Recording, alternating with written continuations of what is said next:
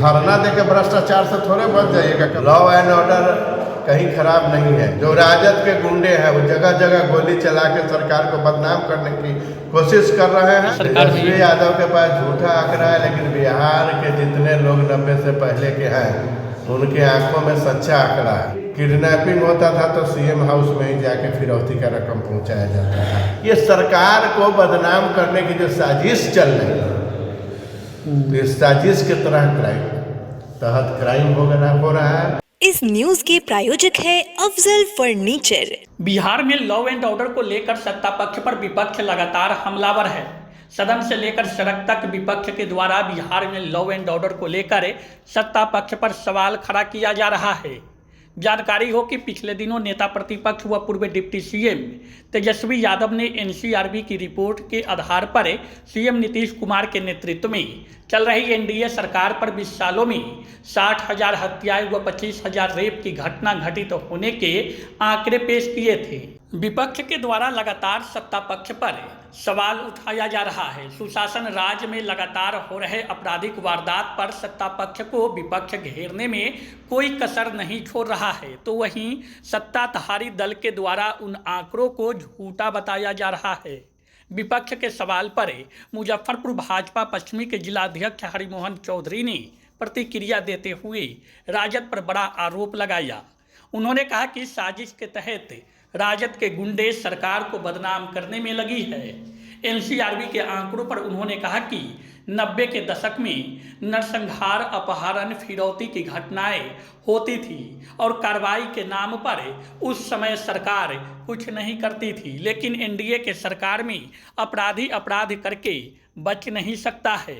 अपराधी पर लगातार कार्रवाई की जा रही है। तो वहीं दूसरी ओर सत्ता पक्ष पर विपक्ष के द्वारा यह भी आरोप लगाया जा रहा है कि चुनाव नजदीक होने के कारण ईडी और सीबीआई जैसे अन्य एजेंसियों की दुरुपयोग लगातार किया जा रहा है। इस सवाल पर भाजपा पश्चिमी के जिलाध्यक्ष हरिमोहन चौधरी ने कहा कि भ्रष्टाचार करके कोई भी कार्रवाई से बच नहीं सकता है, चाहे वह धरना दे या फिर गांधी मैदान में आकर के कपार पीट ले, लेकिन जो भ्रष्टाचार करेगा उस पर ईडी और सीबीआई की चाबुक चलेगी। कोई भी भ्रष्टाचार करके बच नहीं सकता है। उपयोग करने का आरोप लगाया जा रहा है। ये एजेंसी आज नया नहीं बना है।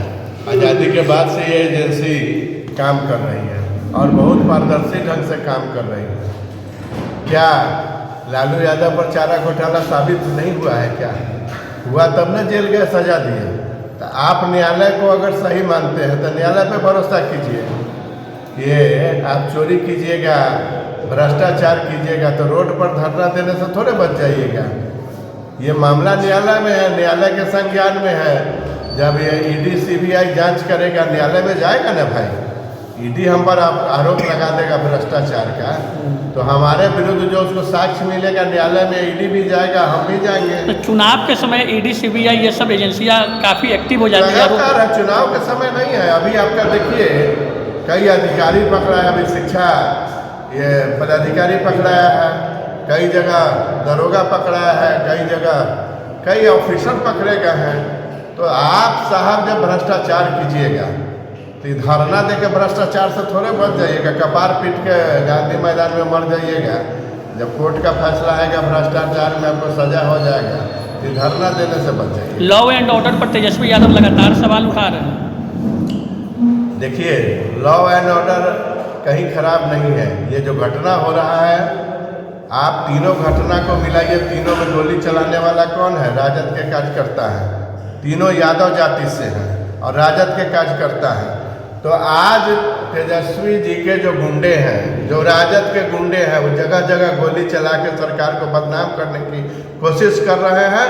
तो अभी बचौल जी ने कहा कि आधा इनकाउंटर हुआ है, पूरा अब होगा, ठीक हो जाएंगे। एनसीआरबी का रिपोर्ट पेश कर रहे हैं कि 20 सालों में 60,000 हत्या हो गई, 25,000 रेप की घटना हो गई। वो आंकड़े बता रहे हैं तेजस्वी यादव सामने आकर के एनडीए सरकार में। तेजस्वी यादव के पास झूठा आंकड़ा है, लेकिन बिहार के जितने लोग 90 से पहले के हैं उनके आंखों में सच्चा आंकड़ा है कि कितना बड़ा बड़ा नरसंहार हुआ, कितना बड़ा बड़ा मतलब एक एक गांव में 100-100 लोगों का नरसंहार हुआ।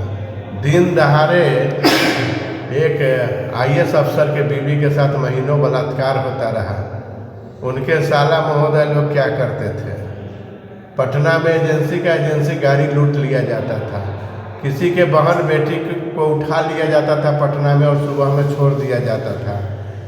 आप पश्चिमी क्षेत्र में लोग पलायन कर गए थे राजद के गुंडों के डर से। शाम होते होते लोग घर में जिसका पति बेटा नहीं लौटता था वो पागल हो जाता था।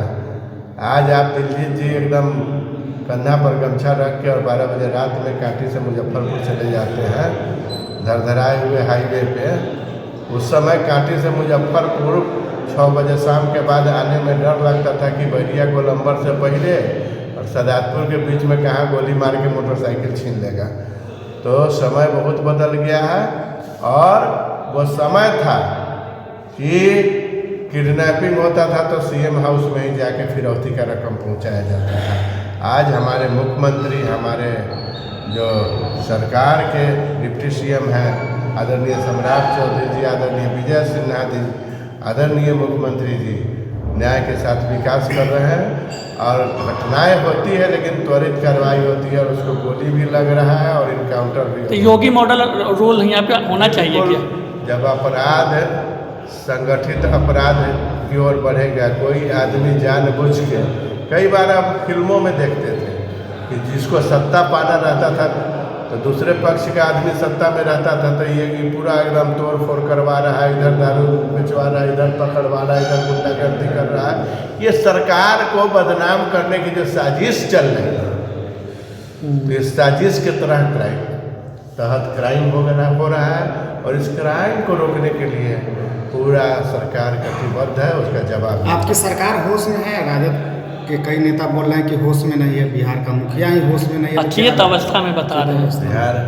बिहार का मुखिया अभी प्रगति यात्रा पर निकले थे। एक जिला में 4-4 हज़ार करोड़ का, 5-5 हज़ार करोड़ का योजना का घोषणा ही नहीं किए, इम्प्लीमेंट हो रहा है, शिलान्यास हो गया, कार्य शुरू हो गया है। तो जो होश में नहीं रहेगा वो इतना बड़ा कार्य के होश में तो विपक्ष नहीं है, उसके पास कोई मुद्दा ही नहीं है। न उसने विकास किया, न उनके पिताजी के राज में, न उनके राज में, उनका भी 2 बार शॉर्ट टर्म था, क्या किए वो? तो जिस तरह से उन लोगों का अभी उनके भ्राताश्री पुलिस को कह रहे थे ठुमका लगाओ पीछे, तो JDU विधायक का भी एक वीडियो वायरल हुआ गोपाल मंडल का। गोपाल मंडल जी प्रसिद्ध आदमी है तो उनको नीतीश जी तो बड़ी अश्लीलता हम भी कार्रवाई की है बिहार पुलिस बिल्कुल, तो उस पर भी कार्रवाई होगा। गोपाल मंडल पर भी कार्रवाई होना चाहिए, ऐसे लोगों के खिलाफ निश्चित रूप से कार्रवाई होना चाहिए। और जो लोग भी इस तरह का काम करते हैं, एक जनप्रतिनिधि का एक चरित्र होना चाहिए, दिखना चाहिए, तब आप, क्योंकि आप बहुत लोगों का प्रतिनिधित्व, हजारों लोगों का प्रतिनिधित्व, लाखों लोगों का प्रतिनिधित्व करते हैं, तो आपके चरित्र में कम से कम दिखना चाहिए। कोई भी हो, जिस भी दल का, मैं उसकी निंदा करता हूँ। शादी का फर्नीचर सेट 34,500 से स्टार्ट। AFZ फर्नीचर के ऑफिशियल YouTube चैनल पर विजिट करिए विशेष जानकारी के लिए और परचेज करिए बिहार के सबसे बड़े शोरूम से।